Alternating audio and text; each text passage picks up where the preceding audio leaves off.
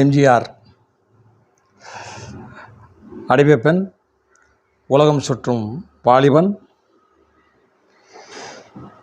நாடோடி மன்னன். இந்த 3 திரைப்படங்களையும் காப்பிரைட் வாங்கி வைத்து கொண்டு அந்த படங்களை அதிகம் வெளியிடாமல் வைத்திருக்கிறார்கள் சிலர்.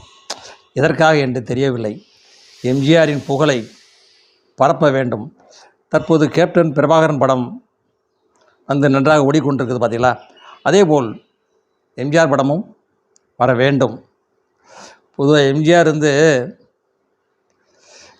கல்லறையிலிருந்து எழுந்து வரணும்னு மக்கள் விரும்புகிறாங்க. எழுந்து வந்துடணும்.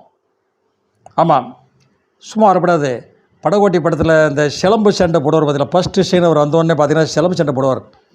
அடி நொறுக்கி எடுத்துடுவார். அந்த மாதிரி ஒரு சில அரசியல்வாதிகளை அடித்து நொறுக்குவதற்காக எம்ஜிஆர் எழுந்து வர வேண்டும். அவருடைய படங்களை போட்டு அவரை கொச்சைப்படுத்துகிறார்கள். ஊழல்வாதிகள், ஊழல் செய்ய எண்ணுபவர்கள். ஆகையால் மறைந்த எம்ஜிஆர் அவர்கள் கலரை விட்டு எழுந்து வரமாட்டார் என்ற தைரியத்தில் சிலர் இன்றும் பேசி கொண்டிருக்கிறார்கள் அரசியல் மேடையில். தற்காலிக அரசியல் நடந்து கொண்டிருக்கிறது. எம்ஜிஆர் இப்போ கண்டவெல்லாம் பேச ஆரம்பிச்சிட்டாங்க. ஆமாம், எம்ஜிஆர் யார் தான் பேசுகிறதுங்கிறது இல்லை.